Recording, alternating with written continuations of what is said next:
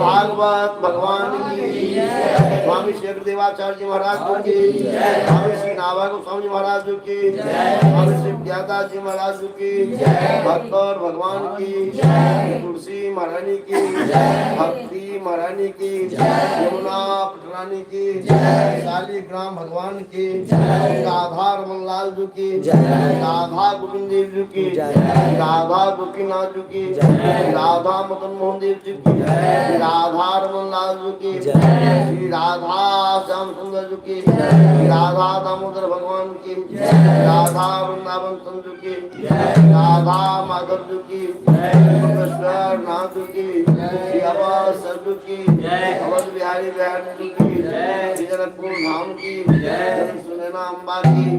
आज के आनंद की भक्त और भगवान की तुलसी महारानी की भक्ति महारानी की पावन नाम महाराज की सब पूरी भगवान की सब भक्तन की सब संतन की कूट विष्णु की पावन नाम महाराज की जय जय श्री राधे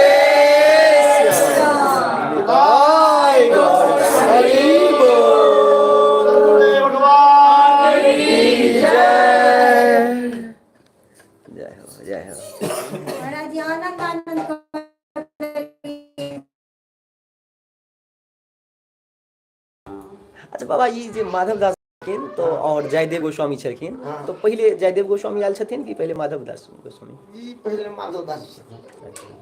जयदेव जी तो गोस्वामी तो बंगाल प्रांत में छथिन किंतु बिल्व ग्राम में एक्चुअली माधव जयदेव गोस्वामी उड़ीसा में हुए थे महाराज सब लोग बोलते हैं बंगाल में लेकिन उड़ीसा में हुए थे जयदेव गोस्वामी आज भी उनकी गांव है आज भी उनकी बथर है किंतु बिल्व गांव जो है हाँ वो उड़ीसा में है वो गांव में है उड़ीसा में लेकिन ये बंगाल के लोग जयदेवी गंगा जो है वहाँ को प्रवाहित गोस्वामी जो है उड़ीसा में हुए और ये जो मृदंग भी है ये चैतन्य महाप्रभु ने जगन्नाथपुर में उड़ीसा में बनवाए थे हाँ लेकिन